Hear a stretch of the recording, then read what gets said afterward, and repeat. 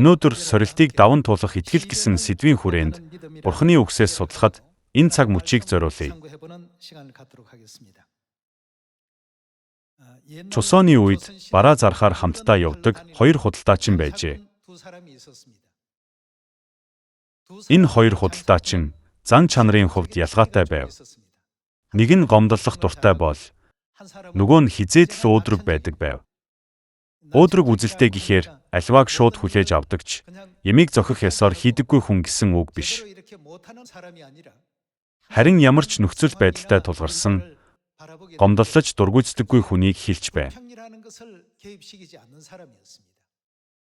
Энэ хоёр худалдаачин өөр зан чанартай тул бие бие нүхдэг байсан бололтой.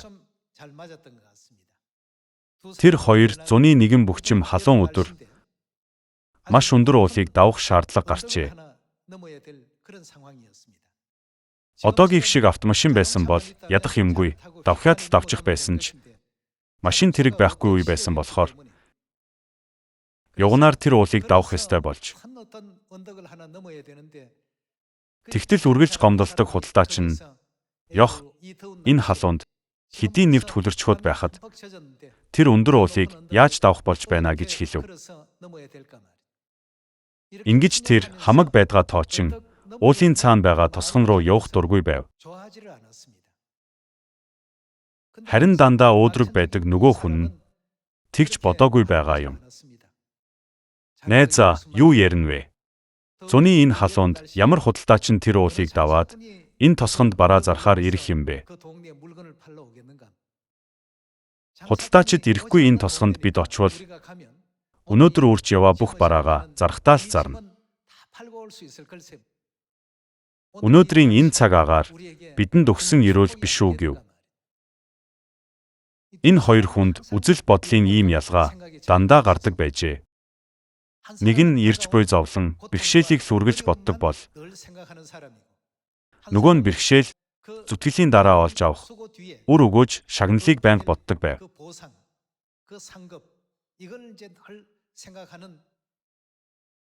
Өнөөдөр би энэ хоёр худалдаачны тухай дурдсан шалтгаан нь хайртай Сионы гэр бүлүүд манж итгэлийн замаар алхахад өмнө чин сорилт шалгуур бэрхшээл зовлон их тулгарна гэдгийг хэлэх гэсэн юм. Энэ талаар Есүс өөрөө бидэнд өгсөн үг бий шүү дээ. Та нар намайг дагахыг хүсвэл юу үрэх ёстой гэлээ. Есүсийг дагдаггүй хүмүүс загалмай үүрэхгүй байж болно гэж санагдаж магадгүй. Гэвч тэдний амьдралд загалмай гэгч зүйл зайлшгүй байдаг. Бидэнд янз бүрийн загалмай өгөгдөхөд би энэ загалмайнаас болж шаналж байна, хэцүү байна, зовж байна гэж гомдлын чанартай элементүүдийг нэмбэл бид бүтлгүйтэх болно.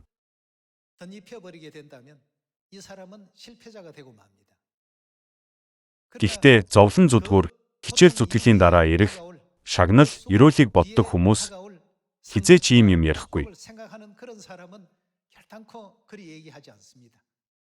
Тэд энэ дуусвал дараа нь надад юу ирэх бол гэж бодоод үргэлж инээмсэглэнэ. Тэнгэрийн хаанчлал биднийг хүлээж байгаа. Тэнгэрийн орны хаан тахилчийн судлыг бидэнд заавал өгнө гэж Бурхан амласан. Би та нарт орон байр бэлтгэхээр түрүүлээд явлаа гэж хэлсэн байдаг.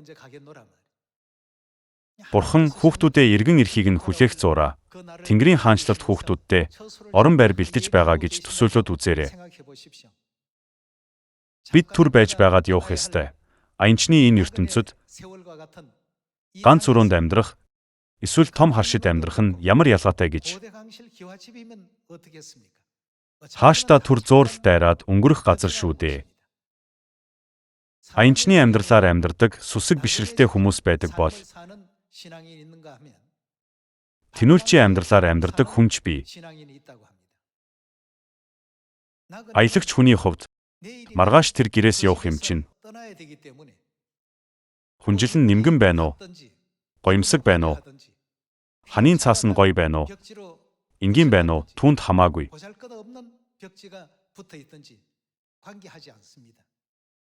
Учир нь тэд маргааш явна шүү дээ. гэсэн хэдий ч тэнүүлчид өөр байдаг. Хэрэв хүн энэ дэлхийг өөрийн гэр орон гэж үзэж, мөнхөд оршин суух газраа гэж бодох юм бол бүх зүйл сэтгэлд нь нийцэхгүй. Манай гэр бусдынхаас дор байна. Миний байр суур бусад хүнийхээс доогуур байна. Үргэлжил иймэрхүү харьцуулалт хийдэхдээ итгэлээр ч амжилтанд хүрэхгүй, махан биеэр ч амжилтанд хүрч чадахгүй. Тиймээс бид өөдрөг итгэлтэй байх ёстой. Шүн өнгөрүүл үр цайж, гигийн өглөө болдог биш билүү? Хүйтэн өвөл өнгөрүүл, уран дулаан хавар ирдэг биш билүү? Хаа сайгүй шар солонго цэцэг дэлгэрч, хаврын цэцэгс дэлгэрсэн байхыг хараад, хөөх саяхан л цас орж байсан чинь хавар хэдий иржээ гэж бодогдсон.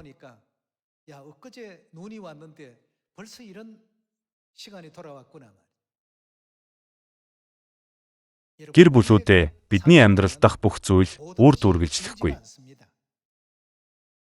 Энэ газар дэлхийн амьдрал хязгаарлагдмал учраас мөнх бус удаан үргэлжлэхгүй. Энэ дэлхийг түр суурших газар гэж үздэг хүмүүс хизээч юунд ч гомдолдоггүй. Ханийн цаас нь хуучирсан байна гэж гомдлох шаардлагагүй. Ганцхан хоноод л маргааш өглөө явах болохоос мөнхөд байх гэр биш шүү дээ. Гомдлож дургүйцэхэл уртал болгодог хүмүүс ирээдүйд ирэх зовлон л боддог. Би дахиад ийм хэцүү нөхцөл байдлыг туулах ёстой юу гэж. Гэсэн ч өөдрөг худалдаачин ийм бодолтой байгаагүй. Хүн бүрийн хэцүү гэж байгаа энэ толгодыг л давчхвал тэр тосгоны хүмүүс миний бүх барааг худалдаж авахтаа л авна.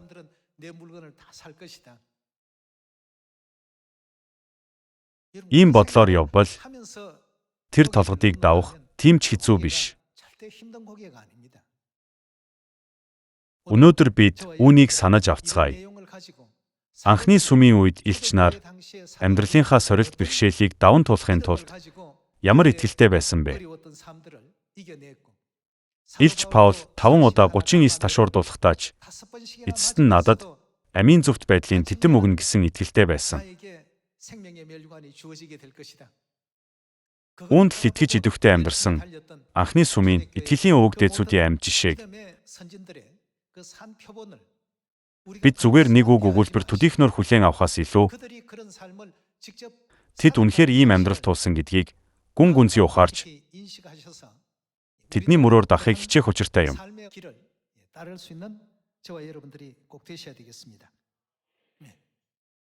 Ром 8 дугаар бүлгийн 5 дугаар ишлэлийн үгнээс харъя. Махан биеийн дагуу амьдардаг хүмүүс энэ дэлхийг мөнхөд оршин суух газраа гэж үздэг. Тэд энэ дэлхий дээрх амьдралаа Библиэд дурдсан харийнхны өнцгөөс хардаггүй. Ром 8 дугаар бүлгийн 5 дугаар ишлэлийг уншъя. Учир нь махбодын дагуух нь махбодынхыг, сүнсний дагуух нь сүнсний эмсийг боддог.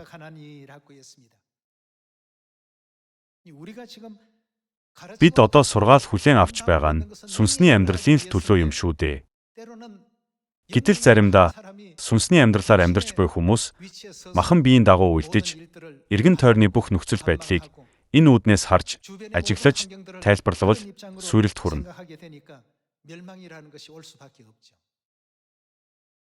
5 дугаар ишлэлийг дахин харцгаая. Учир нь махбодын дагуух нь махбодынхыг, сүнсний дагуух нь сүнсний эмсийг боддог. Махбодын бодол санаа бол юу вэ? Үхэл. Ийм замаар явж байгаа хүмүүст эцэст нь үхлээс өөр юу ч үлдэхгүй.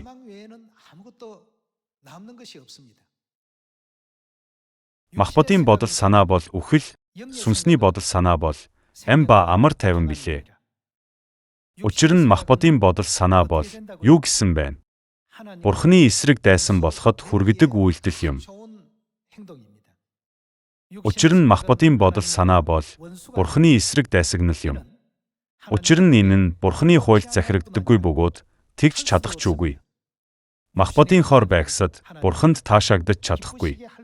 Таашаагдаж гэдгийн өмнө нэг үг орхигдсан юм. Хизээч гэдэг үг.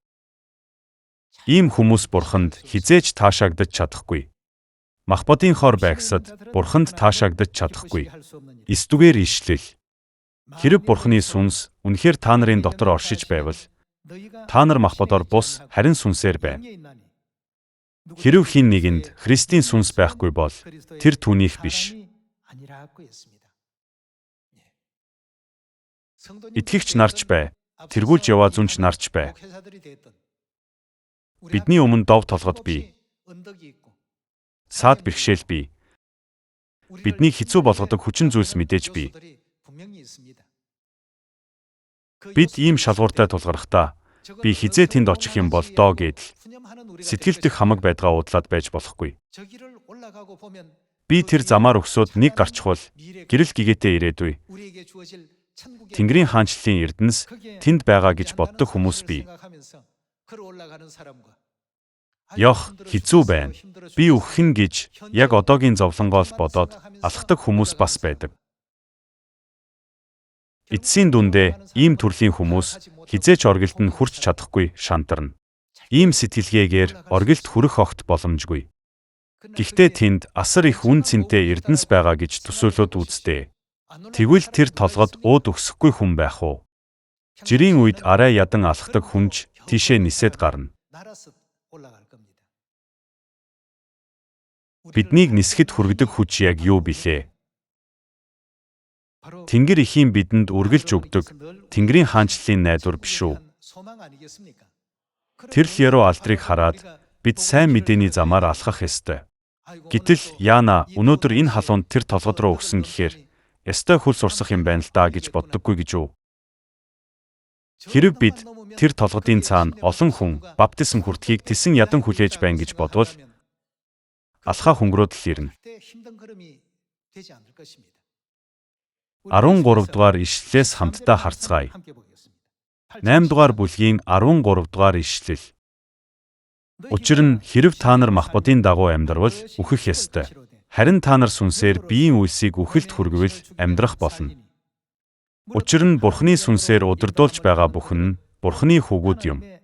Дахин айдаст хүргэх болчлын сүнсийг та нар хүлээн аваагүй, харин үрчлэлийн сүнсийг авсан билээ. Түүгээр бид Аба Аава гэж дууддаг. 16 дугаар ишлэл. Биднийг Бурханы хүүхдүүд гэдгийг сүнс өөрөө бидний сүнстэй хамт гэрчилдэг. Хэрэг бид хүүхдүүд нь юм бол өв залгамжлагчид нь ч бас мөн. Христтэй хамт алдаршуулгадахын тулд хэрэг бид үнэхээр түүнтэй хамт яах ёстой байх нь уу? Зовлон гэдэг бол Христийн амьдралыг дагдаг хүн бүрийн амсах ёстой зүйл. Зовдөг юм бол бид Бурханы өв залгамжлагчид бөгөөд Христийн хамтран залгамжлагчид юм. 18 дугаар ишлэл. Энэ цагийн зовлонгууд бидэнд илчлэгдэх тэрхүү алдрын дэргэд ямар гэж байна? Юу ч биш гэж би боддог. Бурхан биднийг ийм итгэлтэй байгаасай гэж хүсдэг. Өмнөө тулгараад байгаа бэрхшээлийг л хараад би үүнийг дахиад л шийдэх ёстой юу? Би яах вэ? Би яаж энэ хүнд ачааг үүрэх юм гэж бодох ёсгүй. Харин ч энэ хүнд ачааг би үүрч замыг нь чөлөөснөөр олон хүн энэ замыг дагаж чадах юм байна гэж бодох ёстой. Тэгсэн цагт энэ цагийн зовлонгууд бидэнд илчлэгдэх тэрхүү алдрын дэргэд юу ч биш гэдэг үгс ой тойнд орно. Анхны сүмийн итгэлийн өвөг дээдсүүд ийм итгэлийг эзэмшиж тэд бүгд ийм л итгэлийн ухаанаар сайн мэдээ түгээдэг байв. Паул 39 ташуурдуулж, саваагаар жанчуулж, чулуугаар шидүүлж, гүн тэнгист өдөр шөнийг өнгөрөөж байсан. Хэдийгээр тэр аюултай нөхцөл байдалд байсан ч сайн мэдээ тунхаглахад нь юу ч саад болж чадаагүй. Тэр юу бодсон болоод тэр үү? Ирээдүйн яруу алдрыг бодож, тэр яруу алдраа тэсэн ядан хүлээж, итгэлийн замаар алхсанд байж. Бид бүгдээрээ л итгэлтэй гэдгээрээ бахархдагч, яг итгэл шаардсан нөхцөл байдалд би яаж тэр замаар ахиад алхах юм гэж бодно. Тэр замын төгсгөлд маш их эрдэнэс биднийг хүлээж байхад шүү дээ. Бидэнд даатгсан сайн мэдээний үүрэг даалгаврыг биелүүлэхийн тулд Бид энэ хоёр төрлийн хүний чухам аль нь байх ёстой вэ гэдгээ цаг ямагт бодож явах ёстой. Тиймээс бүтлгүүддэг хүмүүс яг одоогийн зовлон л бодож жижиг сажиг ар саархан бэрхшээлтэл амархан шантардаг бол амжилтанд хүрдэг хүмүүс нь зовлон зүдгүүр нүр их зүтгэлийн ард олж авах яруу алдрыг л дандаа боддог.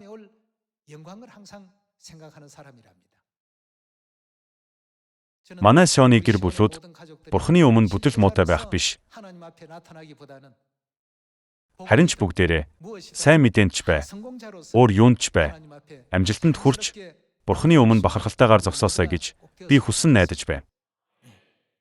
Илч Паулийн түүхээс энэ тухай товчхон авч үзье. 2-р Коринт 11-р бүлгийн 22-р ишлэлийг хамтдаа харцгаая.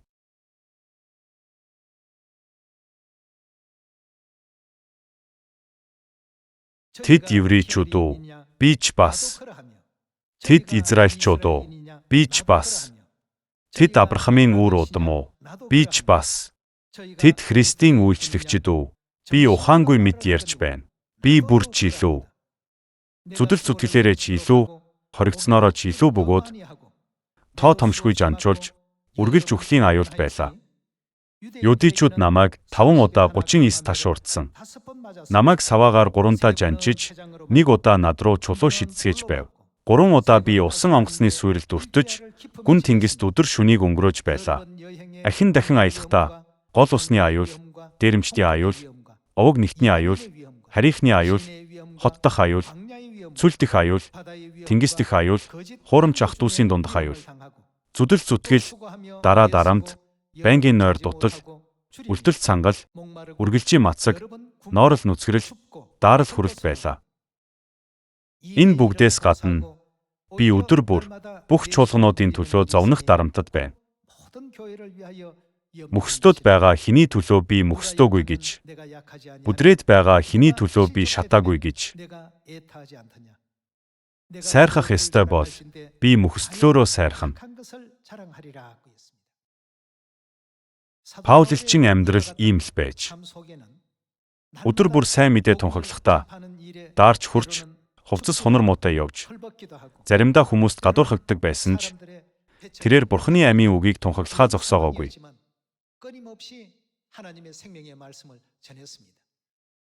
Учир нь хүмүүс амийн үгийг хүлээн авах юм бол нүгэл нь уучлагдаж, таам биш, мөнхийн хаанчлалт тэдэнд өгөгдөнө. Тэнгэрийн хаанчлалыг хүн нэг бүрд бэлэглэх аз жаргалыг Паул агуу эрдэнэс гэж үздэг байв.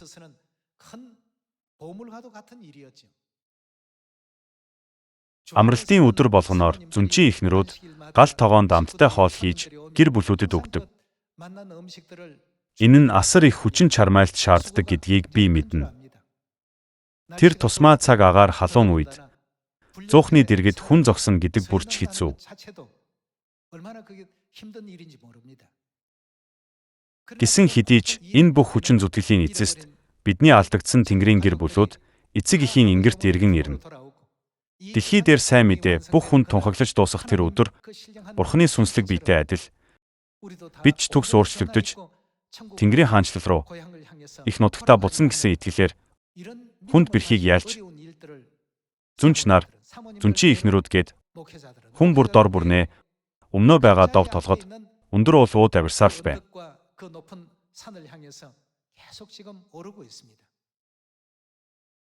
Тэр авиралтын төгсгөлд Бурхны амлсан ирүүл байгаа учраас л Паул 5 удаа 39 ташуурдуулахдаач, даарч, нүцгэрч, өлсөж сангаж явахдаач сайн мэдээ тасралтгүй тунхагласан.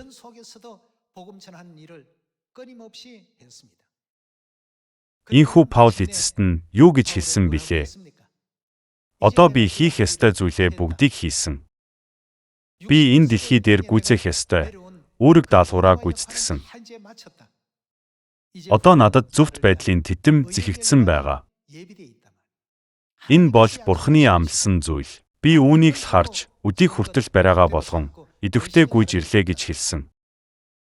Бурхны хүч чадал ямар агуу гайхалтай гэж. Бурхан тэнгэр газрыг үгээрээ бүтээж, окторгойн дээрх ус ба окторгойн доорх усыг ч Бурхан бүтээж, орчлон ертөнцийн түмэн бодисыг Бурхан бүтээсэн. Гэсэн ч шинжлэх ухааны нээж чадаагүй маш олон салбар байсаар байна. Энэ нь үнэхэрийн ер бусын нууцлаг. Эдгээр гайхамшигыг үйлдсэн Бурхан хүн төрөлхтний сүнсийг өөр рүү нь эргэн эргэж дуудаж байна. Энэ бол Бурханы өнцгөөс харахад маш хялбар ажил юм. Гэсэн ч бидний өнцгөөс харахад энэ даалгавар хэцүү, ярвигтай санагддаг. Сионы бүх гэр бүлүүд маань Бурханы сойрхсон яруу алдарт ирээдүйг тэсэн ядан хүлээх ёстой. Би энэ уулыг яаж давах уу гэж давах тухайн үеийн зовлон л бодоод байлгүй. Тэр уулыг давснаар олж авах яруу алдар, ерөөлийг л цаг ямагт бодож, Паул шиг, Петр шиг, анхны сүмийн итгэгчид шиг бай. Еврей 11-р бүлэгт тэдний итгэлийг ертөнцийн ямар ч зүйл дийлж чадсангүй гэж бий. Тэдний итгэл өмнөө байгаа бэрхшээлийг л хардаг итгэл биш байсан. Тэд аливааг даван туусны дараа олж авах, очир алмазаас илүү их юм, Бурханы амлалт, ерөөл яруу алдрыг өдөр тутмын амьдралынхаа найдвар болгодог байв. Ийм хүмүүс үргэлж Бурханыг баярлуулдаг гэж бичсэн байдаг. Энэ бол эцэг ихэд таалагдах итгэлийн зам юм. Одоо ч энэ замаар идэвхтэй алхаж байгаа гэр бүлүүд олон бий. Гэсэн хэдий ч бүх гэр бүл дээрээс төрж өөдрөг итгэлийг эзэмших ёстой юм. Еврей 11-р бүлэг 6 дугаар ишлэлийг харцгаая. Итгэлгүйгээр яах вэ? Таалагдана гэдэг огт боломжгүй юм. Учир нь Бурханд ойртон буйна. Тэр байдаг гэдэгт болон өөрийг нь хайгчдад тэр шагнагч нь болдог гэдэгт итгэх ёстой. Итгэлээр Ноа хараахан харагдаагүй байсан зүйлсийн талаар сэрэмжлүүлэл аваад гэр бүлийнхээ авралын төлөө бүхийгийг сүсэглэн бэлдсэн бөгөөд түүгээр дэлхийг яллаж итгэлийн дагуу зөвхт байдлыг өвлөгч болжээ. Хэрв энэ үед авралынхаа төлөө бүхийг хий гэж хэлбэл та бүхэн яах вэ? Амин гээд шууд л барьж эхлэх үү? Итгэлийн амьдралдаа бид ямар ч хэцүү зүйл байсан амин гээд хийх ёстой. Гэсэн ч уг үсгээр л хүлээн авч мэдэрдэг Ноагийн нөхцөл байдлыг бодит байдал дээр бидэнд тушаасан бол ялгаа асар их байх болно.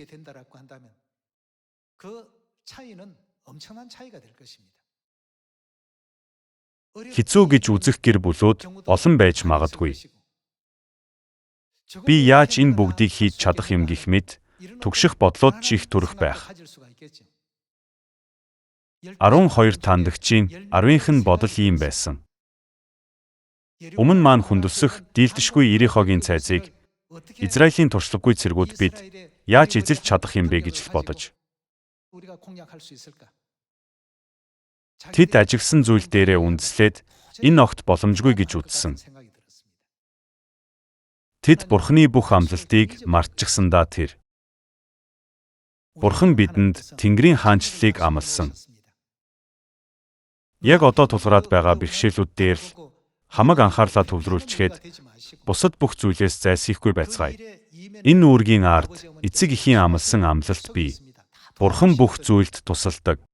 Үеийн төгсгөл хүртэл бидэнд туслана гэж амласан Бурхан биднээс дүлж нүр буруулна гэж үү? Еврей 11-р бүлгээс Ноагийн талаарх агуулгыг л харахад Ноагийн үеийн хүмүүст бүхийг барь гэж хэлсэн бол тэр дороо дуулууртай дагах хүн бараг байхгүй байсныг харж болно.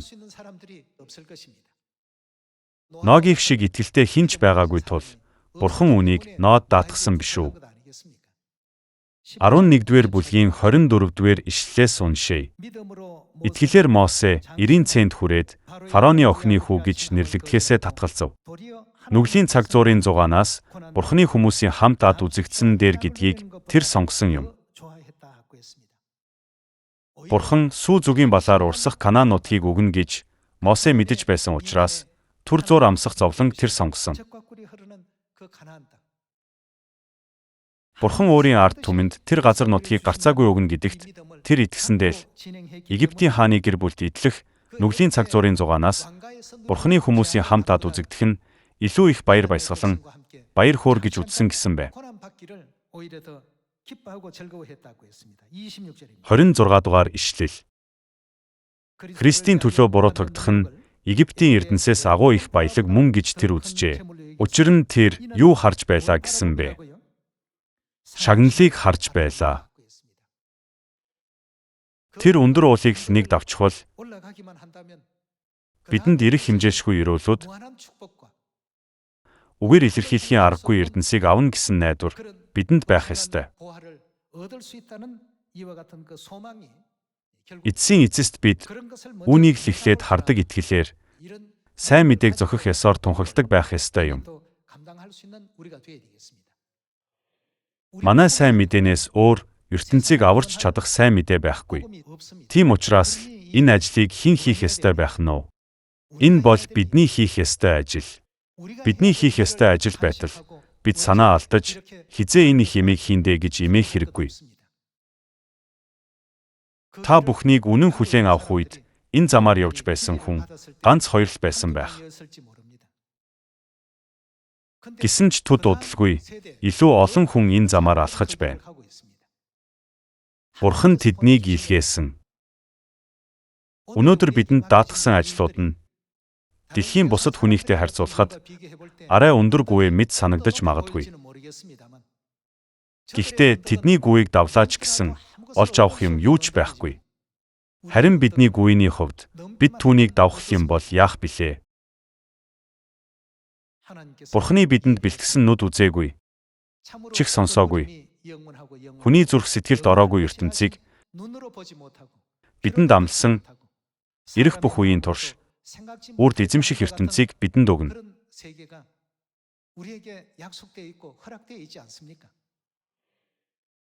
Цүлд 40 жил амьдрахдаа 10 тандагч нартай хамт гомдолсон 600 мянган Израиль ирчүүд яагаад эцэст нь үхсэн бэ? Тэд Канааны талаарх Бурханы амлалтыг мартсантай нь холбоотой. Бид харин байнга санаж явцгаая. Их маань үргэлж бидэнд Тэнгэрийн хаанчлалын найдвар байгаа биш үү? Бидэнд Тэнгэрийн хаанчлал байгаа биш үү гэх сургамж үгээ өгөх бүрд эдгээр үгс миний зүрх сэтгэлд гүн сийлэгддэг юм. Бид Тэнгэрийн хаанчлалын тухай бодвол энэ дэлхийн зүйлс юу ч биш. Хоол хүнс элбэг дэлбэг амьдарсан ч тэр цаг хугацаа өнгөрнө. Арай хомс байсан ч тэр цаг хугацаа өнгөрнө. Еврей 11-р бүлгийн үгнээс үргэлжлүүлэн судалцгаая. 11-р бүлгийн 32-р ишлэл. Би өөр юу ярих вэ? Би Гидеон, Барак, Самсон, Ифта, Давид, Самуил болон иш үзүүлэгчдийн тухай ярил надад цаг хүрэлцэхгүй. Тэд итгэлээр хаанчлалуудыг эзэлж зүвийг үйлдэн амлалтуудад хүрч арслангуудын амийг хааж галын хүчийг унтраан элдний ирээс зайлж буураагаас хүчрэхэг болгогдож дайн тулалдаанд зоригжин харийн дайчдыг буулган авч байлаа. Эмэгтэйчүүд өөрсдийн үхэгсдийг амлаар буцаан авч байв. Зарим нь илүү дээр амлалт хүрэхийн тулд чөлөөлөлтийг хүлээж авалгүй тамлагдсан юм. Зарим нь дороомжлогдсон, ташуурдуулсан. Тиймээ бас гинжлэгдэн хоригдож байлаа. Тэд чулуугаар шидүүлэн, соригдож, тас хөрөөдөгдөн, элтэнд хөнөөгдөж, хон ямааны арьс нүмрэн явж, хоосон тарчиг байна, зовж ад үзэгджээ. Тэдний хувьд дэлхий ямар байж вэ? Зохисгүй байжээ.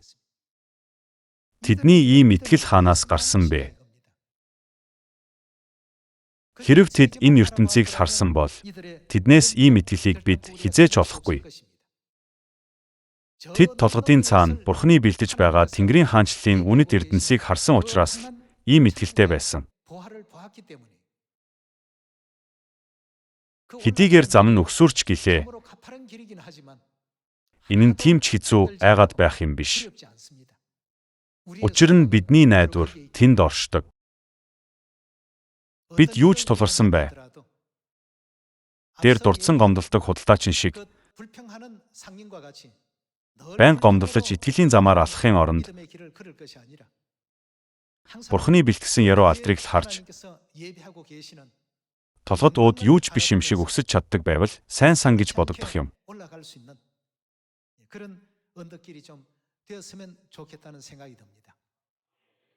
Та бүхний хийж байгаа бүхэн үнэхээр ерөөл хүртэх ажил, ертөнцийг аврах ажил, харанхуйг гэрлээр өөрчлөх ажил юм шүү. Ийм агуу чухал ажил хийж байгаа хүмүүс гомдлох шаардлага байхгүй. Бидний замд дов толгод таарна, хад чулууж таарна, саад бэрхшээл учрах нь дамжиггүй. Ийм нөхцөл байдалтай тулгарх болгондоо байнгын л гомдлож гонгнохын оронд энэ бүх явцыг даван тулбал эцэг эхийн бидэнд зөвшөөрөх цаашид үхэл байхгүй, гашуудал гих юм байхгүй, өвдөх гэж байхгүй. Сүр жавхлант ертөнцид үеийн үед хаанчлах болно гэсэн амлалтаас тас зурцгаая.